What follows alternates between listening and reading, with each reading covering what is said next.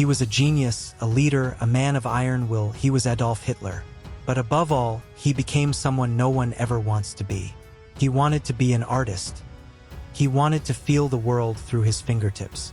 Instead, his hands gripped a gun, and the world was incinerated in the fire of his manifesto. You might find it hard to believe, but the world we live in today is still shaped by the shadow of his terror. From the atomic bomb to the blueprints of aerial carpet bombing, many of history's horrors were designed in his laboratory. Who was Hitler, and why is the modern world still haunted by his ghost? Welcome to Historia. Today we will tell you the story of history's most controversial character.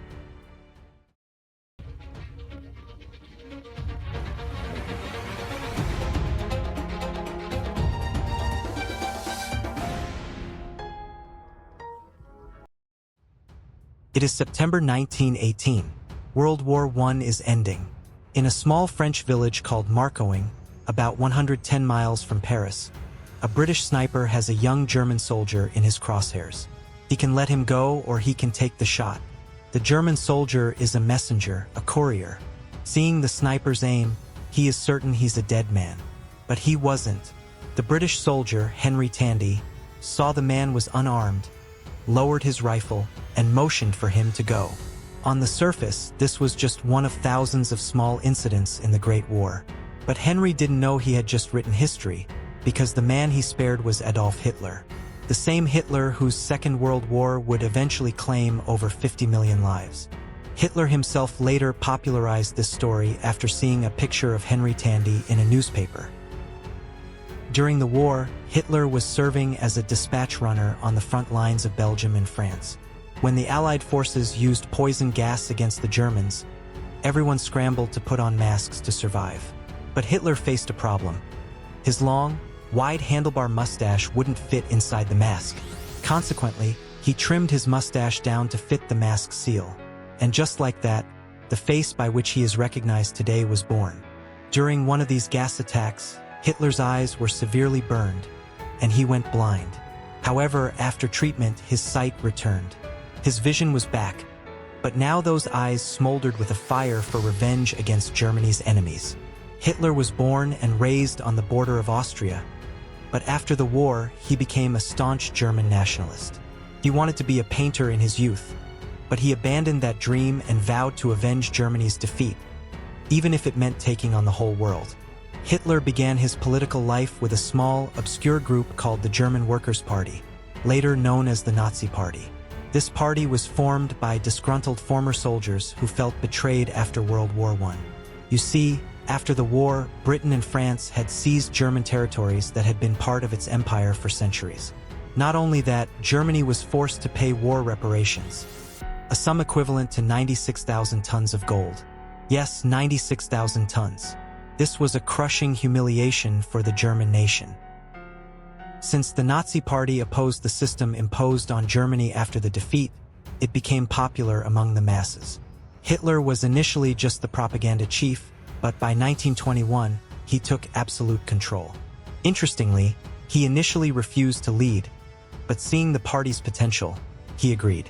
He even designed the party's symbol himself, the swastika. This symbol was, and still is, used by followers of Hinduism and Jainism as a sign of spirituality. In Sanskrit, it means well-being. In Hitler's era, it was also a common European symbol for good luck. Large companies even used it in advertisements. Why did Hitler choose it? There's a fascinating reason. Germans believed that Indians and Germans belonged to the same master race, the Aryans. Hitler viewed the swastika as a symbol of the Aryan race.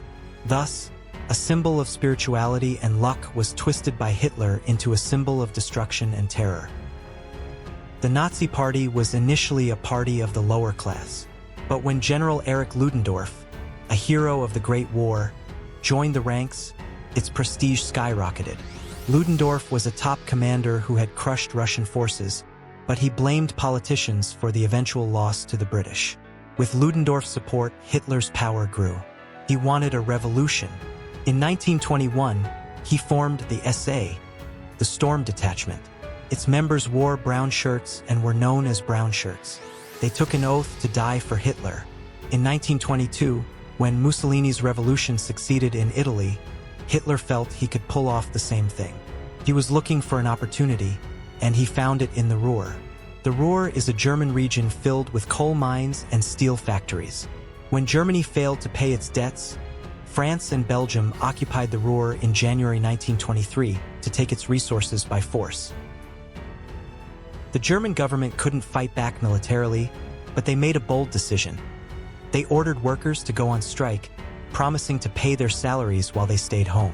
To pay these wages, the government printed currency notes in massive quantities. The result? The German mark lost all value. By 1923, a single loaf of bread cost 2 billion marks. People would go to the bakery with wheelbarrows full of cash. Those who had saved millions through a lifetime of hard work saw their savings become worthless in days. Currency became so useless that during winter, people burned stacks of money in stoves just to stay warm because it was cheaper than buying wood. This was the Germany where conditions were ripe for a revolution. Such crises give birth to saviors. The German people were looking for someone to lead them out of this darkness. In this vacuum, the charismatic Adolf Hitler stepped forward. Was he a statesman or a chaotic revolutionary? You decide. By now, Hitler had militarized his party. It was no longer a political group but an insurgent army. With 3,000 soldiers in Munich, Hitler decided to launch his revolution, choosing a beer hall as his starting point. On November 8, 1923, Hitler burst into the beer hall waving a pistol and announced the overthrow of the government. The next day, he marched to the city center to seize power. He expected the public to join him as they had joined Mussolini. But as the Nazis gathered, the German police opened fire. A brief, bloody battle ensued. 16 Nazis and 4 policemen were killed, but the police held the line. Hitler's first attempt at revolution, his coup, had failed. Hitler fled but was caught 2 days later and thrown into prison. He was tried for high treason. Because of his connections and his fame as a war hero, he was sentenced to only 5 years but was released after just 9 months for good behavior. In prison, he wrote his book, Mein Kampf, My Struggle. This book was a blueprint for his dark future. In it, he presented the Aryan race as superior and all others as inferior, claiming the world's problems could only be solved if Germans ruled the globe. Through this failed coup, Hitler learned a vital lesson. A revolution in Germany wouldn't come through the barrel of a gun. It had to come through the ballot box. As he prepared for elections, the crisis of the Ruhr occupation ended because the United States stepped in with loans to help Germany pay its debts. With the French and Belgians gone, Hitler needed a genius to run his propaganda. He found Joseph Goebbels. Goebbels had a limp from childhood polio, but his mind was sharp. He was the man who famously said, "If you tell a lie big enough and keep repeating it, people will eventually come to believe it." Goebbels spread Hitler's ideology to every corner of Germany. The next hurdle was funding. This was solved by the wealthy elite and middle class who feared a communist takeover. They poured money into Hitler's pockets. Even the famous American car magnate Henry Ford was a fan and supported him financially. To the public, Hitler cultivated an image of a simple, disciplined man, a vegetarian who didn't smoke or drink. While his generals smoked expensive cigars, Hitler stayed pure, though in reality he was secretly addicted to various drugs. Despite the money and propaganda, the 1928 elections were a disaster for the Nazis. They won only 12 seats. It seemed Hitler was finished. But then, thousands of miles away in America, an event occurred that would catapult Hitler to power. On October 29, 1929, the U.S. stock market crashed. The Great Depression began. American loans to Germany stopped, industries shut down, and 6 million Germans became unemployed. Hitler seized the moment, presenting himself as the Messiah. In the next election, his vote share jumped to 18%.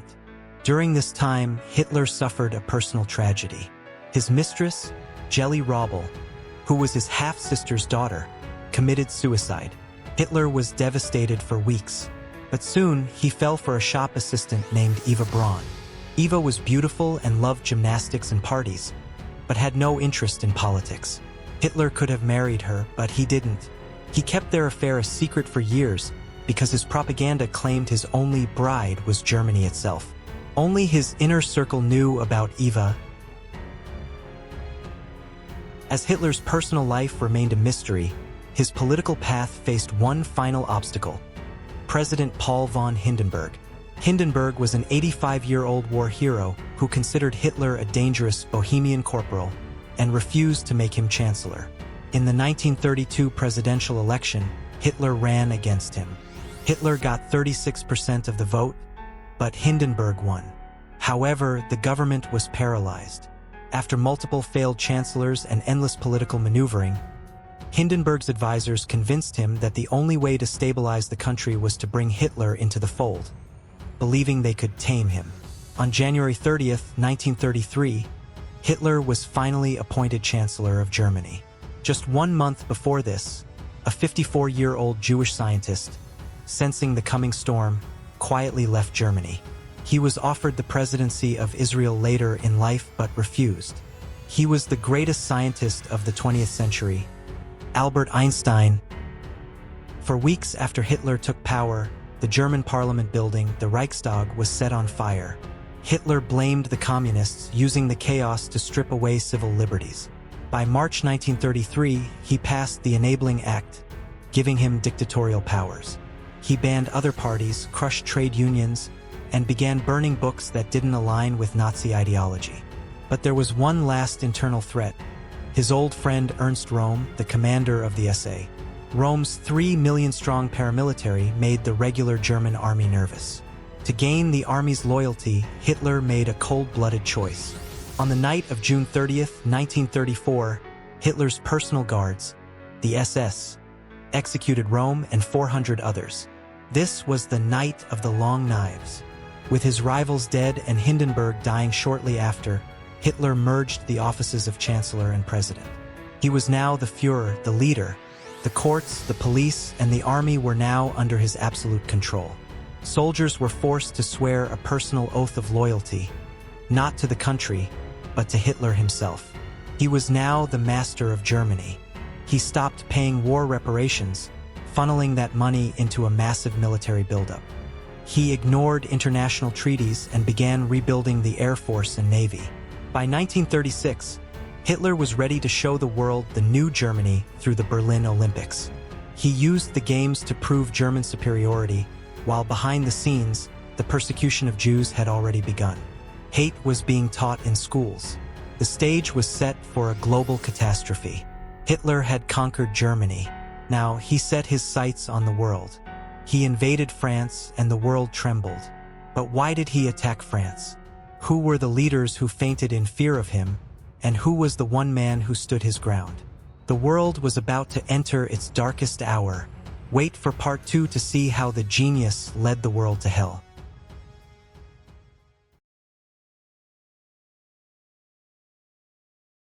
If only someone could give me back those 4 weeks. If only someone could give me back those 4 weeks. These were Hitler's words, screamed in frustration during his final days. What were those 4 weeks? How did a painter-turned-dictator fight World War II? And why did he lose? How did he spend his final moments? Did he escape or was he killed? Today we bring you the end of the story. After becoming the Führer, Hitler tore up all international treaties. He began recruiting unemployed generals and millions of men into the army. In 1933, Germany spent 3.5 billion marks on weapons. By 1939, that figure reached 26 billion. This massive rearmament ended unemployment in Germany but turned the nation into a giant military machine. Hitler's plan was simple: reclaim every inch of land lost in World War I and unite all German-speaking people into one greater Reich. He started with the Rhineland in 1936.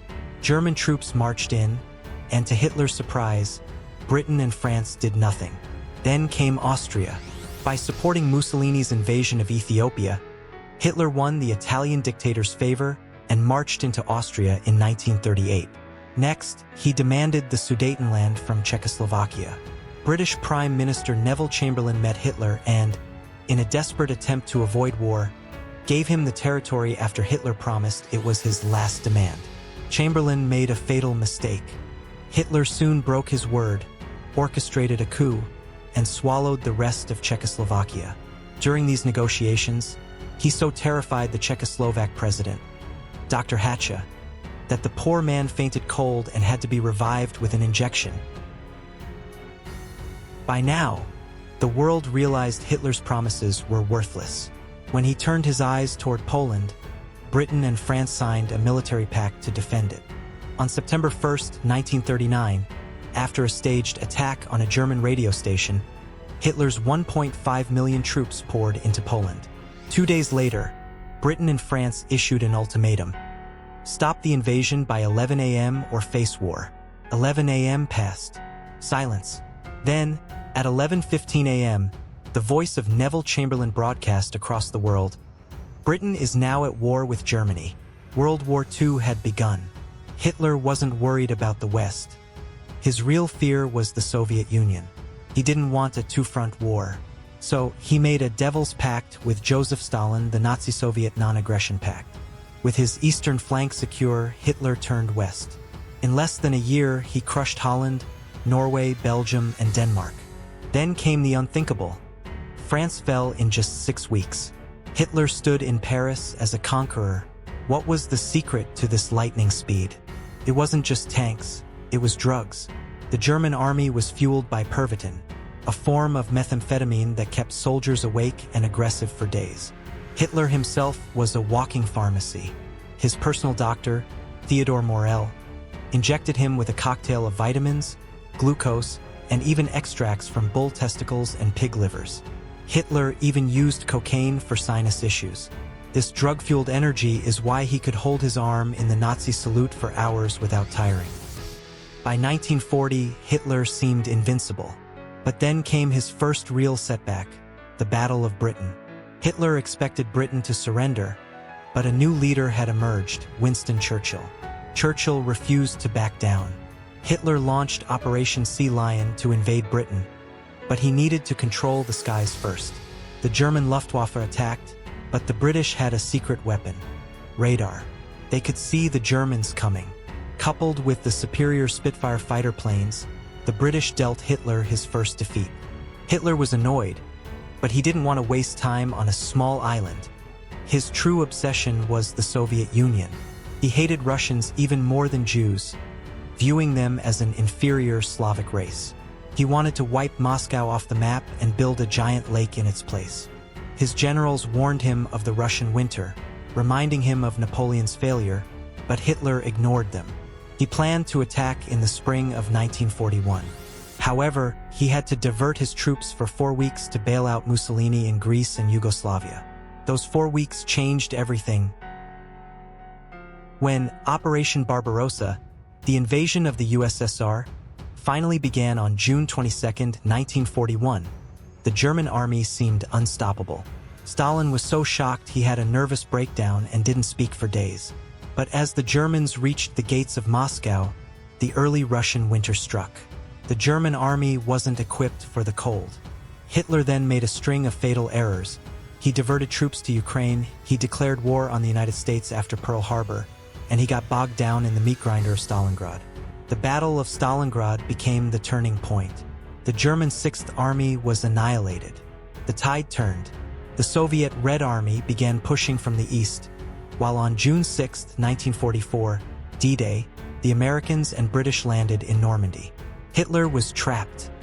By his 56th birthday in April 1945, the Führer was a broken man hiding in an underground bunker in Berlin.